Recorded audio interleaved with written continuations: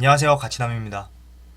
오늘은 제가 여러분들에게 중국하고 밀접한 화장품 관련주에 대해서 한번 설명을 드리도록 하겠습니다. 지금 여기 기사를 보시면 중국 코로나19 진정세에 여행, 화장품 판매 증가, 경기 회복의 신호탄인가 이렇게 기사가 나왔어요.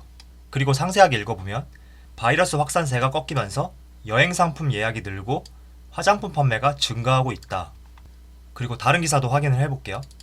중국의 주요 명절인 지난 4일부터 6일 사이 청명절 기간에 비행기와 기차 등 교통편 예약이 코로나19가 한창이던 몇 주 전과 비교했을 때 50% 늘었고 호텔 예약도 60% 정도 늘었다고 밝혔다. 자, 여러분들이 보실 때는 어떤 생각이 드시나요? 중국이 이 바이러스가 처음 시작했을 당시만 하더라도 환자 수가 수천 명, 수만 명 이렇게 계속 증가를 했잖아요. 그런데 지금 같은 경우에는 이제 두 자릿수로 많이 떨어졌고 더욱더 하락세가 짙어지고 있단 말이죠. 그래서 사람들의 심리도 많이 개선이 되고 있는 것을 알 수가 있어요. 그래서 이렇게 호텔 예약도 늘어나게 되고 교통편 예약도 이렇게 늘어나는 것을 알 수가 있죠. 뿐만 아니라 여행주와 화장품의 판매량도 증가하고 있는 것을 알 수가 있어요. 사실 국내 화장품주 같은 경우에는 2015년이 가장 정점이라고 할 수가 있어요. 2015년까지 대부분의 화장품 종목들이 크게 우상향을 하면서 큰 성장을 했단 말이죠. 하지만 2015년 말이 되면서 지금 2020년 4월까지 약 5년 정도 됐는데 이때까지 화장품 관련주는 굉장히 소외되었던 종목이에요. 그 이유가 무엇이냐면 지난 정권에서 성주에 사드 기지를 설치를 했잖아요. 그렇다 보니 한중 관계가 굉장히 악화가 되면서 중국 소비재 관련주가 대폭 폭락을 했어요. 엔터주뿐만 아니라 화장품, 면세점, 그리고 중국 유통 관련주 이런 종목들이 제대로 반등다운 반등 없이 근 5년 동안 계속 하락세를 보여줬단 말이죠. 하지만 2018년 말, 2019년 초 이런 시점이 되면서 중국과의 관계가 조금씩 개선이 되고 있었고 그리고 그 방점으로 중국의 시진핑 국가주석이 국내를 방문한다 이런 기사들이 굉장히 쏟아졌었어요. 하지만 이런 바이러스 때문에 시진핑이 국내 방문한다는 것이 조금 연기가 되었다고 하는데 자, 여기 보시면 최근에 이런 기사가 나왔는데 시진핑 올해 조기 방안에 입장 변함없다 이런 기사가 나왔고 청와대는 7일 정부가 시진핑 국가주석의 방안을 하반기 이후로 연기하는 쪽으로 가닥을 잡았다는 한 언론의 보도는 사실이 아니라고 밝혔다. 이런 기사가 나왔습니다. 그래서 중국 시진핑이 국내 방한하는 것은 거의 사실로 받아들일 수 있고 그 시점이 생각보다 하반기가 아닌 상반기 내로도 올 수 있는 가능성이 있다. 이렇게 말씀을 드리고 싶습니다. 시진핑이 한국에 오는 것과 화장품 관련주가 무슨 연관이 있느냐 이렇게 생각하시는 분들도 많으실 거예요. 여러분 근데 잘 생각해 보세요. 국가 원수들끼리 만나는 자리는 그냥 커피 한잔 마시고 얼굴 보기 위해서 만나는 자리가 아니란 말이죠. 한번 이렇게 국가 원수들끼리 만나게 되면 그로 인한 민간 기업들과의 잦은 교류가 더욱더 생길 수 있을 것이고 그리고 또 한편으로는 지난 2015년에 시진핑이 국내를 방한했었는데 그 이후로 중국과 한국은 굉장히 경색되어 있는 관계였어요. 그렇다 보니 중국 소비자 관련된 종목들이 계속 하락세를 보여주었는데 이렇게 시진핑이 오게 됨으로써 이런 중국과 관련된 기업들이 굉장히 긍정적인 전망을 바라볼 수도 있는 시점이 왔다. 저는 이렇게 말씀을 드리고 싶습니다. 자, 2016년 이후에 사드가 배치되면서 이런 기사들이 굉장히 많이 쏟아졌어요. 사드 보복에 잃어버린 2년, K뷰티 중국서 밀려났다. 이 기사는 지난 18년에 발행된 기사예요. 그리고 덕분에 중국 내 화장품의 시장 점유율이 27%대에서 지난 2016년이죠. 사드 배치되기 직전인데 2019년이 되었을 때는 23.7%로 계속 감소되는 것을 볼 수가 있어요. 하지만 그렇다고 해서 중국 내 화장품의 수요가 줄어들고 있는 상황은 아니거든요. 여기 보시면 2017년부터 2020년까지 중국 화장품 업계의 시장 규모거든요. 2012년에는 불과 1340억 위안이죠. 이 정도밖에 되지 않았는데 지금 2020년에는 8년 전에 비해서 약 3배, 4배, 3, 4배 정도 상승할 것으로 내다보고 있어요. 그래서 중국의 화장품 시장은 계속적으로 성장을 하고 있지만 K뷰티는 지난 사드 배치 이후에 지속적으로 점유율이 감소되고 있는 추세다. 이렇게 해석을 하시는 것이 좋을 것 같습니다. 그렇다 보니 중국의 시진핑이 국내를 방한하게 되면 이런 화장품 업계들이 탄력적으로 중국 내에서 사업을 진행할 수 있는 시간이 올 수 있다. 이렇게 말씀을 드리고 싶습니다. 사실 화장품과 관련된 업종들은 국내에서도 굉장히 많아요.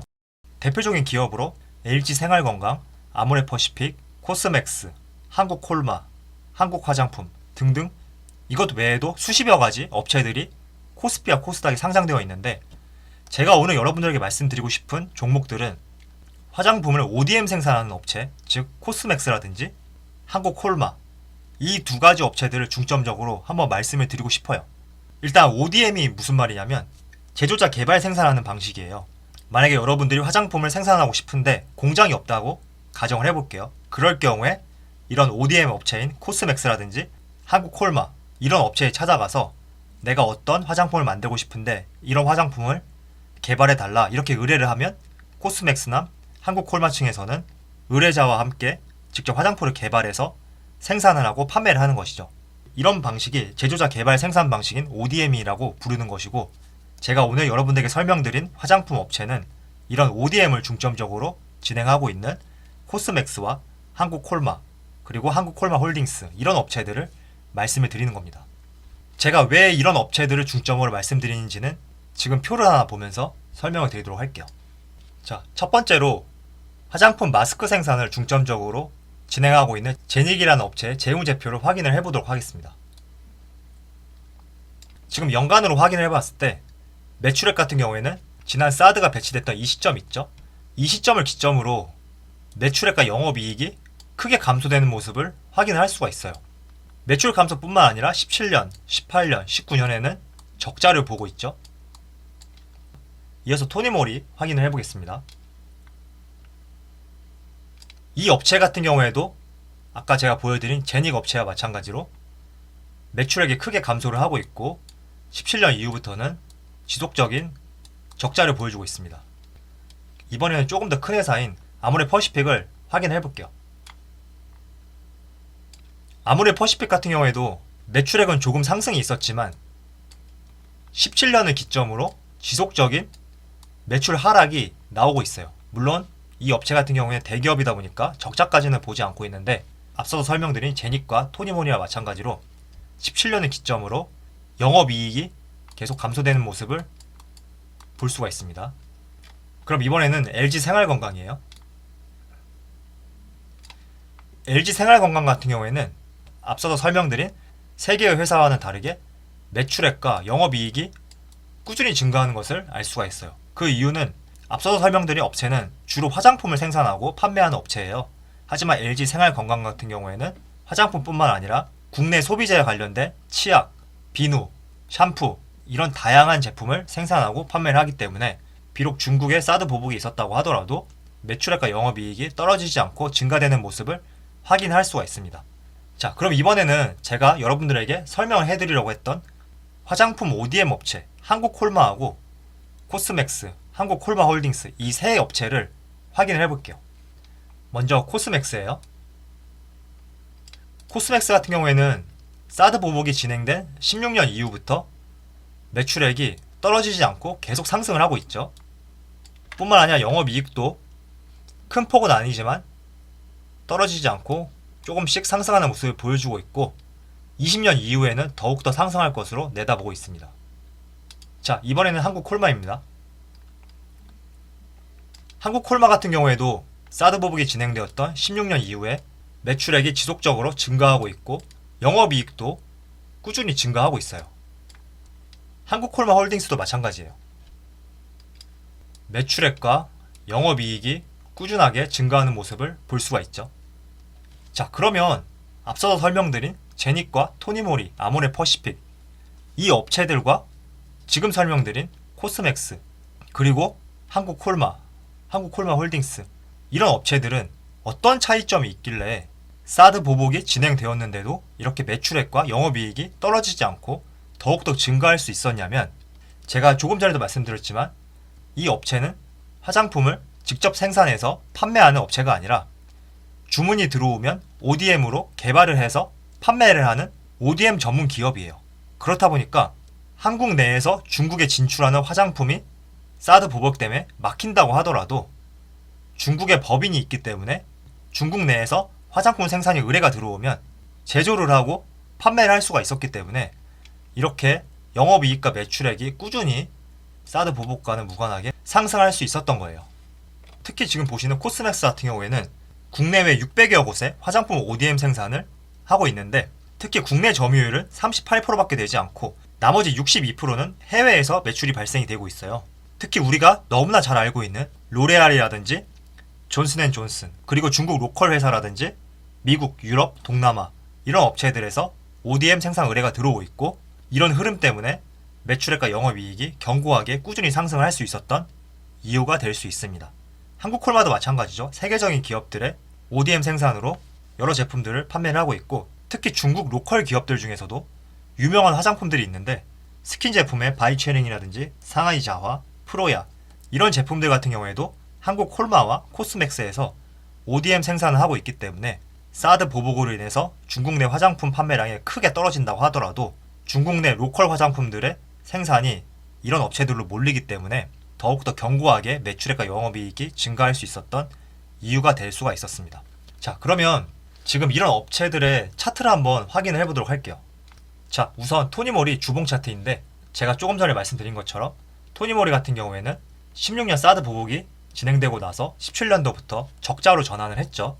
그래서 매출액과 영업이익이 크게 감소를 하고 있는데 주가에서도 이렇게 체크를 해볼 수가 있고요. 이어서 제닉 같은 경우에도 16년 이후부터 주가가 계속적으로 하락하는 모습을 볼 수가 있습니다. 그리고 아모레퍼시픽도 마찬가지로 16년 이후로 주가가 지속적으로 하락하는 모습을 볼 수가 있고요. 반면에 LG생활건강 같은 경우에는 저와 함께 재무제표를 봤듯이 화장품뿐만 아니라 국내 소비자 관련된 여러가지 종목을 취급하고 판매를 하고 있잖아요. 그래서 사드 보복이 일어났다고 하더라도 매출액과 영업이익이 크게 증가하는 모습을 볼 수가 있었고 이에 따라서 주가도 계속적으로 상승하는 모습을 볼 수가 있습니다. 자, 그런데 제가 앞서서 말씀드린 것처럼 코스맥스하고 한국콜마는 ODM 생산 방식을 진행을 하고 있기 때문에 사드 보복이 일어났다고 하더라도 이 점과 무관하게 중국 내 로컬 화장품들의 위탁 생산을 하고 있기 때문에 매출액과 영업이익이 지속적으로 증가하는 것을 볼 수가 있었어요. 하지만 차트는 이와 반대로 일반 화장품 업체와 다를 바 없이 지속적으로 하락하는 모습을 볼 수가 있는데 지금 코스맥스뿐만 아니라 한국콜마홀딩스도 마찬가지고 이어서 한국콜마도 지속적으로 하락하는 모습을 볼 수가 있습니다. 그래서 우리가 이 점을 한번 생각해 볼 필요가 있다고 저는 생각을 해요.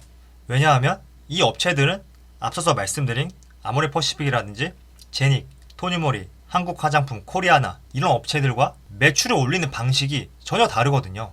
그런데 주가는 동일한 흐름세를 보여주고 있단 말이에요. 그래서 지금 2020년이 된 시점에 시진핑이 국내를 방한한다고 했을 때 특히 화장품 관련된 업종들이 이제는 기지개를 펼 것으로 내다보고 있는데 그 중에서도 저는 ODM 생산 방식을 전문적으로 취급하는 코스맥스라든지 한국콜마, 한국콜마홀딩스 이런 업체들이 주목을 받을 것이라고 생각을 하고 있습니다. 왜냐하면 이렇게 주가가 빠지는 동안 근 3, 4년 동안 화장품 관련주는 업계에서 굉장히 소외된 종목이었어요. 그래서 매출액을 올리는 방식이 서로 다르지만 같은 화장품 제품군으로 분류가 돼서 주가가 동일하게 하락하는 모습을 보였는데 만약에 다시 화장품 관련주가 업계에서 주목을 받기 시작한다면 우선적으로 매출액과 영업이익이 지속적으로 성장하고 있는 코스맥스와 한국콜마 이런 업체들을 위주로 주가가 본격적으로 기지개를 펼 것으로 생각을 하고 있습니다. 그리고 저는 어떤 종목을 매수할 때 국민연금이 대주주로 포함되어 있느냐 포함되어 있지 않느냐 이 점을 중요시 보고 있거든요. 물론 이 기준은 제 나름대로의 기준인데 제가 왜 이렇게 내다보고 있냐면 국민연금 같은 경우에는 우량한 기업들 위주로 대주주로 포함이 되어 있어요. 그래서 지금 여기 보면 제닉이라든지 토니모리 이런 업체들에는 대주주로 국민연금이 포함이 되어 있지 않죠. 반면에 코스맥스라든지 한국콜마 이런 업체들은 국민연금이 대주주로 포함이 되어 있기 때문에 조금 긍정적으로 더 볼 수 있는 종목이다 이렇게 생각하고 있습니다. 따라서 지금 근 4, 5년 동안 화장품 관련주는 굉장히 소외를 받았던 종목이에요. 그래서 업계에서도 매출액과 영업이익 이런 점과는 상관없이 모든 전 종목들이 다 우하향을 하면서 줄곧 4, 5년 동안 주가가 하락을 하였던 모습을 확인할 수가 있었습니다. 하지만 2020년을 기점으로 시진핑이 국내에 방한을 하고 지금 이 코로나 바이러스가 중국과 한국을 기점으로 확진자 수가 더 이상 나오지 않고 이런 모습들을 보여준다면 저는 충분히 다시 화장품 관련주가 2020년을 기점으로 기지개를 펼 수 있을 것이라고 생각하고 있습니다. 그리고 이 기지개를 펴는 선두주자에는 사드 보복 사태와 무관하게 매출액과 영업이익이 크게 상승하고 있었던 코스맥스와 한국콜마를 선두로 화장품 관련 종목을 이끌어 나갈 것이라고 생각을 하고 있습니다. 자, 그럼 오늘 영상 여기서 마치도록 하고요. 혹시나 화장품 관련주 종목들의 투자 계획을 갖고 계셨던 분들이라면 제 영상이 조금이나마 도움이 되었으면 좋겠습니다. 그럼 마치도록 하겠습니다. 감사합니다.